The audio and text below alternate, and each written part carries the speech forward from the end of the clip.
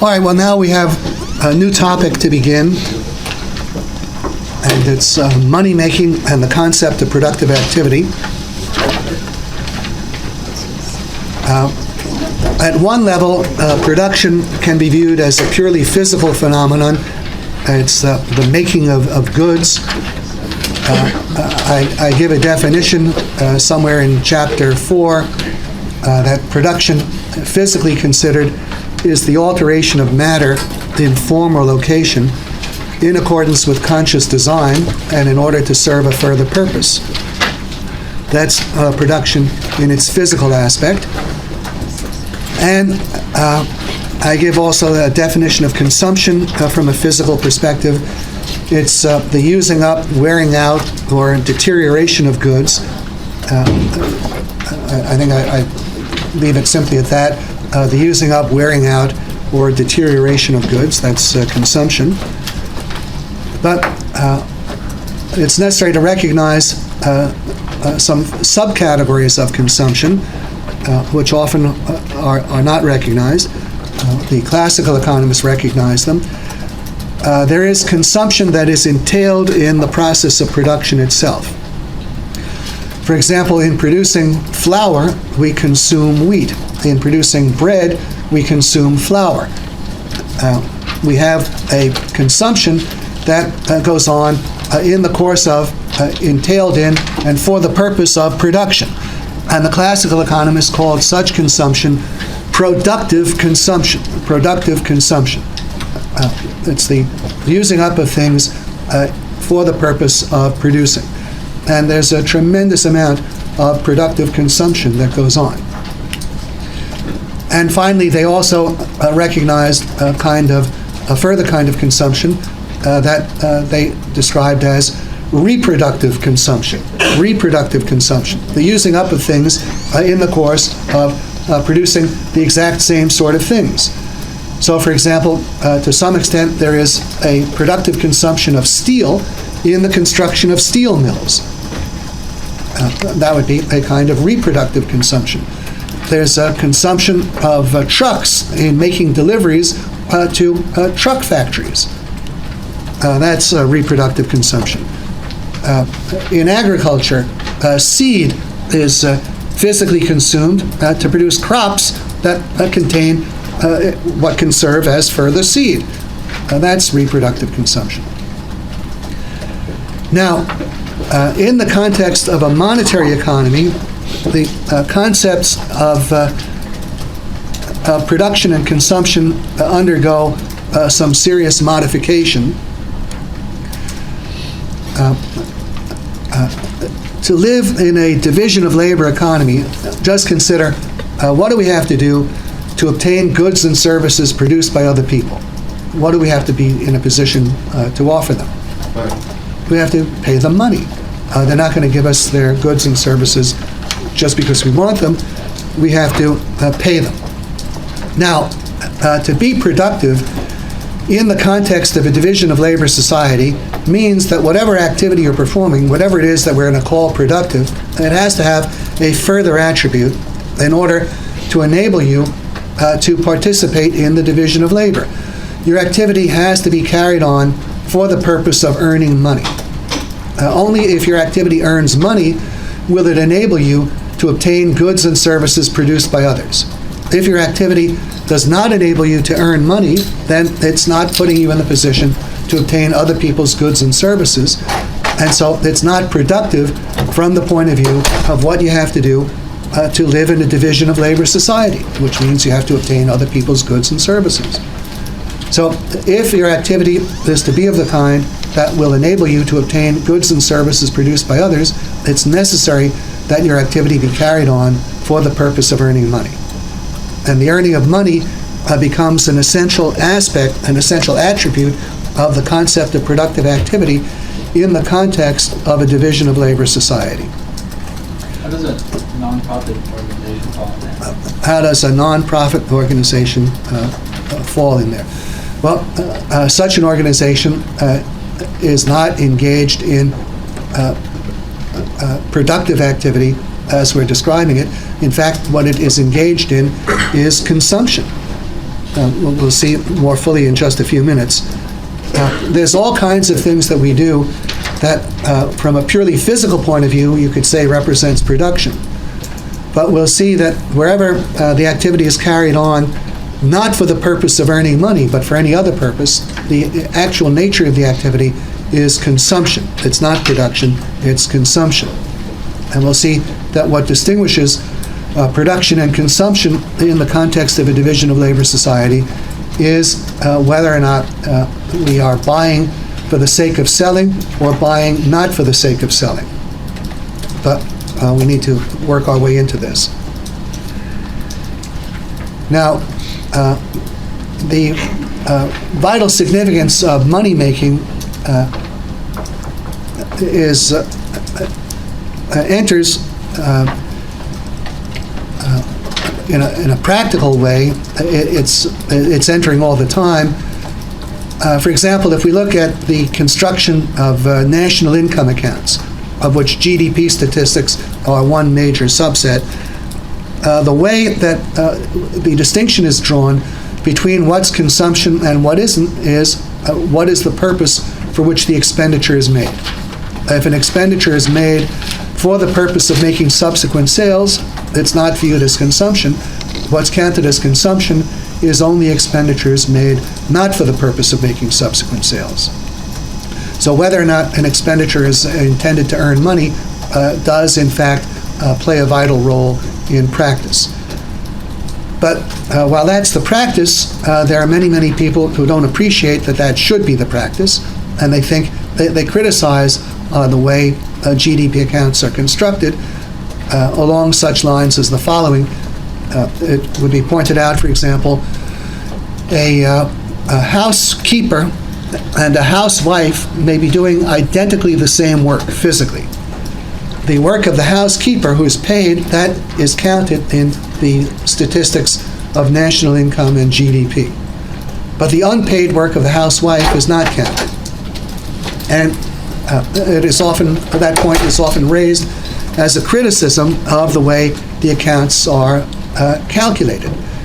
Now, I would like to say, I think that in this respect, the accounts are doing the right thing. There is a substantial difference between the unpaid housewife and the paid housekeeper. And that difference is that the work of the paid housekeeper enables her to obtain the goods and services of other people. The unpaid housewife is not in a position, by virtue of her work, to obtain the goods and services of others. That is a significant difference. If the unpaid housewife is to obtain goods and services from others, the work that she's doing as a housewife is not the source. She will have to have a paying job, or she has to get money from her husband. But her work as an unpaid housewife does not provide the funds to buy the things that she needs, while the work of the housekeeper does, because she's paid. That's a significant difference. Now, more than that, more important differences come up in this way. Just think, if you're physically producing anything, where do you start? Think of the last thing you physically produced. What was the last thing any of you might have physically produced, in the sense of made some physical good? I made a cake. Pardon me? I made a cake. Okay, you made a cake. That's an excellent example. And baking a cake is it's a physically productive activity. You're starting with materials. You're using equipment. You're using containers, whatever. Maybe a good amount of equipment. Just think all of the equipment that's involved in making a cake. You probably need a refrigerator for some of the items. You need an oven. You need mixing bowls. You need a blender, maybe an electric mixer. So this is quite, and then you need materials. You need the flour. You need butter, various other things perhaps. So it's quite involved from a physical point of view. All right, but where do you start? How do you get these things? You have to buy them. You buy the flour, the butter, the eggs, whatever, at an earlier time. You bought the blender, the mixing bowl, the refrigerator, the oven. All of these things have had to be purchased. Now, what is happening to all of these things? What's happening to the flour, butter, and eggs in the process of making the cake? It's being consumed. They're being consumed. They're productively consumed in making the cake. And what's happening to the refrigerator, the blender, and the oven also? They're being used, and they don't last forever. Someday, they'll need to be replaced. And if you want to make another cake soon, you need to get fresh flour, butter, and eggs, and so forth. What happens to the cake that you've made? It's eaten, and then it's gone. And then can you, by virtue of having made the cake, are you in a position to replace any of the things required to make the cake? No, you're not. So this activity, even though you're physically making something, the cake, it represents consumption. I use the expression, a consumptive production. I say consumptive production. Here you are, you're producing something, but it's serving to consume the materials, to consume the equipment to some degree, and then the output is gone. And where are you? You have less than you had before. You have simply consumed. So we have production going on actually all the time within households, but it's still consumption. Now contrast this same physical situation, take the exact same cake being made now in a commercial bakery. And let's assume here we are, we have the bakery, it's using exactly the same kind of flour, butter, eggs, etc. It has the same sort of equipment. What is a very key difference between what the bakery is doing and what the housewife does that will enable the bakery, as the result of its baking, to repeat its activities? It's selling the cake. Now, because the bakery sells the cakes, that means that the bakery now has the funds to go out and purchase replacement butter, flour, eggs, etc., and ultimately to buy replacement equipment when the need arises. So the bakery's activity brings in the funds to recover its expenditures. It's self-sustaining, and to the extent that it's carried on at a profit and earns a profit, it's more than self-sustaining. It will enable the baker and his family to make similar expenditures to ordinary consumers, and possibly to expand their baking operations. Yes, Ms. Bonanno. Well, what you're saying on a one-for-one in a retail environment, a wholesale environment, you're getting money in for it, but wouldn't the example used where you're baking a cake for consumption, but that your aggregate earnings overall, I mean, you're earning and doing things to earn and sell, to earn money, but it may not be spent on the specific thing that you're consuming. So isn't there, I mean, I understand the relationship there, except that the earning power that you have, the spending isn't necessarily for the activity you're doing, but may fund that activity. You mean... So the fact that we consume the cake isn't going to allow us, that activity won't allow us to buy the eggs and butter and oven, but another activity we've done that has an aggregate of earning allows us to consume. Yeah, the point is, though, in order to continue making these cakes, you need another activity. The cake does not enable you to continue making the cakes. And what people have to do, they need to have a paying job. They need an outside source of funds. The activity itself does not provide the means of continuing the activity. The activity itself will grind to a halt in the absence of an outside source of funds. But that's very different than the case of the bakery. See, the bakery spends money to make cakes, and that activity makes possible its own continuation. And this is the distinction between the actions of business firms and consumers. The activities of business firms are self-sustaining. Business firms start with sums of money, that's their capital. They spend those sums of money in acquiring means of production, and they use the means of production to produce products which they sell. And the sales revenue that they take in then permits them to continue their operations, to repeat the operations. So if you have a reasonably well-run bakery, let's say it starts with a certain capital, it spends the capital in means of production, it produces its product, it takes in the sales, and then it can go on producing the product. It buys replacement materials, it's in a position to replace its equipment, and it could stay in existence indefinitely. It's self-sustaining. But when you're buying not for the sake of selling, what is required to enable you to do that again? You have to have another activity. You have to have some other activity that will provide you with the funds. So when people are carrying on activities not for the purpose of making sales, they're engaged in consumption, even though there's a physical product present. Baking a cake is a physical product. There are all kinds of activities, all kinds of physical production activities that we undertake in the home. Making dinners is perhaps the most obvious, but it's not the only one. Here and there, you might find a housewife who uses a sewing machine to make clothing for her children, perhaps. Why is that consumption? Because you didn't sell it. They're not selling it. You had to buy the sewing machine. You bought cloth, thread, whatever, paid for electric power.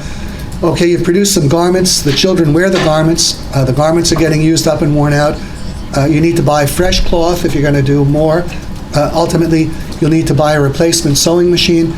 Does the making of the clothing for the children provide the means for replacing the inputs used up to make the clothing?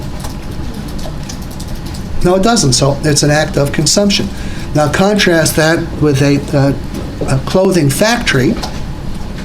They're buying material, thread, whatever. They're using sewing machines and so on. What's the critical difference? Making money. They sell the product, and the proceeds enable them to go and buy replacement material and ultimately replacement machinery and anything else they need. So this is point 2, the purpose of money-making or not money-making as the distinction between production and consumption. If you're spending money not for the purpose of making money, it's consumption, even though you engage in physical production. And actually, we are engaging in physical production all the time. When you go home after class, I'm sure many of you may make yourselves a sandwich. Well, that's an act of physical production. You have materials, whatever it is you're going to put. You have the bread, what you're going to put on the bread. You'll probably spread something with a knife. You may cut it. You put it on a dish, whatever. Maybe you heat it in a microwave oven. We're routinely using materials, tools, equipment in our capacity as consumers, but it's still all consumers' goods. Now, on this, well, I've already referred to the basic difference between consumers' physically productive activity versus that of business. The consumers produce something, but they use up the means of production and they're unable to replace those means.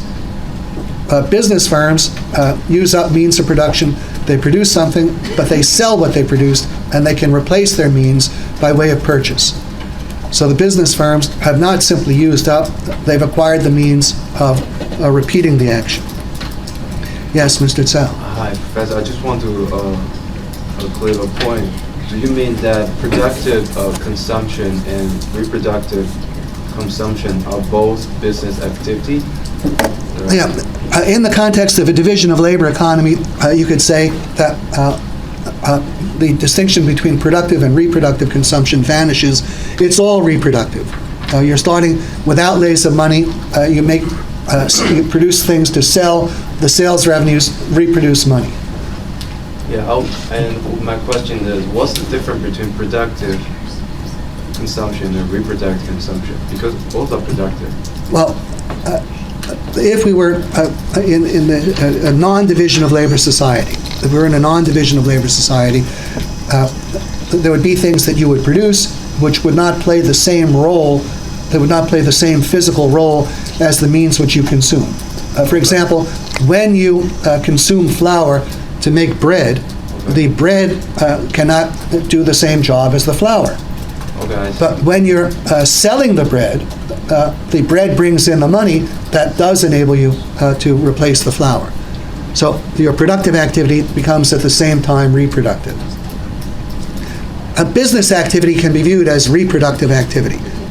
Business firms are laying out funds, they're laying out sums of money to produce things that then bring in sales revenues, which enable them to do the same sort of activity. Okay, I got it. Even though the product can't play the same role as the means physically. See, there are many cases where the product does play the same role physically. When we productively consume steel to construct a steel mill, there we're using up something that will make possible the production of the same sort of thing. When we sow seed to grow a crop out of which fresh seed can come, that's reproductive physically. Okay. When we use up transportation capacity to build fresh transportation capacity, it's the same thing. Okay. Okay, well, we can make a distinction between two basic sorts of expenditure, which I call productive expenditure and consumption expenditure, and the distinction depends entirely on the purpose for which the expenditure is made.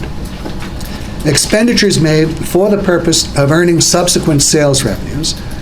If that's the purpose of the expenditures are productive expenditures. If the expenditure is made not for the purpose of earning sales revenues, but for any other purpose, your pleasure and enjoyment, your life and health, to spread the glory of your country, the word of God, whatever, anything that is not for the purpose of earning money, then it's a consumption expenditure. Yes, Mr. Joseph. What about investing? Okay, give me an example. Investing in the stock market. Okay, when you invest in the stock market, why are you investing? You're not earning sales revenue, but you're earning interest, right? You're investing in the expectation of taking in more money than you're paying out. So, from that perspective, it's a productive expenditure. When you do buy stocks, you are in fact buying in the hope that you'll be able to sell for more than you bought.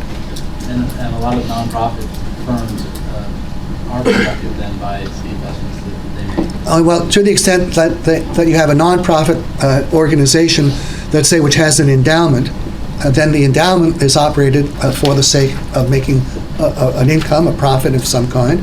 But the activities of the foundation itself would be consumption. See, they have their endowment. The endowment is there to provide funds to finance activities whose purpose is not the earning of money. But fundraising they might partake in would be Okay, an now, activity that they conduct and okay, now you refer to fundraising, and let's say they're spending money for the purpose of raising funds. That, I would say, is not a productive expenditure. I would say, what I would compare that to is, suppose we have a student who's away at college, and he's running short of money, and so he goes and buys a pen and a pad, and he writes a letter home to his parents, send money. That is not a productive expenditure. Not all activities which are bringing in money represent productive expenditures. The money has to come in exchange for some good or service. The money that's being brought in has to be money paid in exchange for some good or service, not given as a gift, not taken by force. It has to be brought in exchange for a good or service. Otherwise, it's a charitable operation or something else. Well, what if they perform a service? The person investing the money in this nonprofit organization, donating funds to this organization, believes in the activities that firm is. And he believes in that activity, and he's providing money. He's getting a service. Well, he's providing money to finance the activity. He's not a customer of the institution. He's a donor. He's not buying the product or service. He's making a contribution so that the organization can do its work. See, when you give to the Red Cross, let's imagine you want to help tsunami victims or whatever, so you write a check to the Red Cross for $100. Are you writing that check in exchange for some product or service that you're receiving from the Red Cross? Directly? No, you're not. You're giving them the money so that they can help the tsunami victims. You're not getting something in exchange from them. You're doing it so that they can carry on their work, which you approve of. Well, I think it depends on how you look at it. If you're donating $3 million to some organization that's doing a lot of good work, you could see it as they're doing that for you because they're taking your money and putting it to good use. Okay, then they're acting. Really paying them to provide this service. Okay, now you could have an employee. Let's say you have an agent who is working for you, and he's doing things on your behalf. This is not an expenditure you're making to bring in sales revenues. How would we classify this? Let's say you have a personal secretary, your assistant, and he's helping you in locating worthy causes, where you should give your money, and he's carrying out your instructions. That's an expense. It's a resource. It's consumption. You're engaged in consumption. Not if it's... Pardon me? Okay. Even if it's necessary for you to earn the money. Well, if it's made as part of your earning the money, if you're a business executive and you have a secretary in your business activities, and the secretary's services is to help you do your job better so the firm can earn more money, then it's a productive expenditure. But if, let's say, Bill Gates has some people that he employs to facilitate the work of the Bill Gates Foundation, that's consumption expenditure. The employees he has within Microsoft, helping him to do his job within Microsoft, that would be productive expenditure. Yes, Mr. Drew. What about if the donation was made by a company somewhat in the travel industry somehow, and they were making the donation with the expectation that providing money towards relief for this area might lead to further revenues for them in their industry in the future? I mean, they're doing it as a kind of... Like a delayed, like an investment in that area, because to rebuild the travel industry in that area is fortuitous for them. Okay, I would say there you might have a case that it's a productive expenditure. They're making a charitable contribution as a form of advertising in the expectation that this will promote their business. I would say there you'd have a good basis for arguing it comes under the heading of a productive expenditure like an advertising expenditure. See, the key thing is, the question is, what is the purpose of the expenditure? Is it to bring in sales revenues or not to bring in sales revenues? And why do you want to bring in sales revenues in the first place? What has to be the implicit purpose of wanting to bring in sales revenues? Pardon me? Well, to be able to make a profit. You see, if you wanted to stay even, you wouldn't have to spend the money, just keep it, you're already even. When you're spending money for the sake of bringing in money, implicitly you're doing it to bring in more money than you're spending, to do it at a profit. So productive expenditure is expenditure made for the purpose of bringing in sales revenue or other revenue too, in order to earn a profit. That's productive expenditure. Okay, now let's consider the practical differences between productive expenditure and consumption expenditure. Productive expenditure, as I've indicated, is self-sustaining and a source of funds besides. When business firms lay out money, their productive expenditures bring in sales revenues that permit them to continue in operation, and to the extent that they earn a profit, the firms are in a position to engage in larger productive expenditures and also to support consumption expenditures. Just think, suppose you're buying for 100 and you sell for 110. Well, the 110 that you bring in certainly enables you to rebuy for 100, and you have 10 more. You could expand your operations, or you could use up to 10 to support consumption. So productive expenditure is self-sustaining and a source of funds. Consumption expenditure, in contrast, represents a using up of funds. When you buy not for the purpose of making subsequent sales, what happens to your ability to make further purchases as the result of having made that purchase? It decreases. Now, as a final example, imagine two twin brothers, both of whom receive an identical inheritance. And one of the brothers uses his inheritance to make what I've called consumption expenditures. The other uses his to make productive expenditures. Where would we expect to find them 6 months or a year later in terms of their remaining wealth.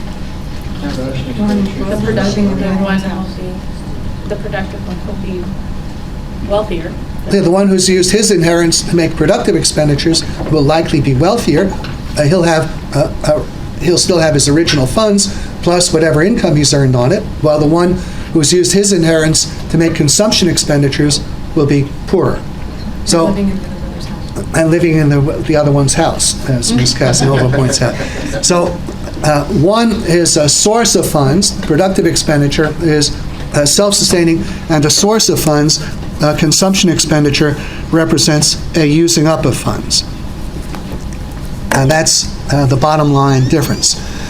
Now, this same distinction can serve as the basis of distinguishing between capital goods and consumers' goods. Capital goods and consumers' goods.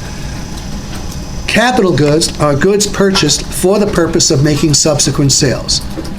Consumers' goods are goods purchased not for the purpose of making subsequent sales, but for any other purpose. Business firms, when they buy goods, the goods they're buying are capital goods. Whatever goods businesses are buying are bought for the purpose of contributing to the revenue and profit of the firm. What people spend not for the sake of making subsequent sales, what homeowners and housewives are spending, that is consumption expenditure. Now, and you can see the difference. Suppose a housewife buys a roast beef. She cooks the roast beef, serves it to her family. They eat it. It's gone. Can the housewife buy a replacement roast beef by virtue of having made the first roast beef? No, the funds are used up and gone. Now imagine we have a restaurant that's also preparing roast beefs, the identical roast beef with the same recipe. The critical difference is the restaurant is selling the meals that it prepares, and the sales proceeds give the restaurant the ability to go out and purchase a replacement roast beef and anything else that needs replacing, and more besides, to the extent they have a profit. So the restaurant's roast beef is not used up. It's physically used up, but in the process, it's contributing to the sales revenues that bring about its own replacement. When you look at the total process, the roast beef of the restaurant makes possible its own replacement plus more. It's a capital good. The same kind of roast beef bought by the housewife is a consumer's good. Yes, Ms. Bonanno. Well, I mean, essentially, if you're not in a business, Yeah. most goods you will consume for, that activity will surely be for consumption. Mhm. And this is where I don't know where this would fall into, where you, say, spend money to buy a house. Mhm. At some point in time, you could resell that house. Right. So would that be classified then as productive consumption versus making the roast beef and eating it and it's gone after Okay, that? good question. People buy homes, they'll later on sell the homes, Or they may never. or they may never. But We that's the value. Okay, we buy automobiles, and unless your car is a total wreck, you'll most likely sell it at some point.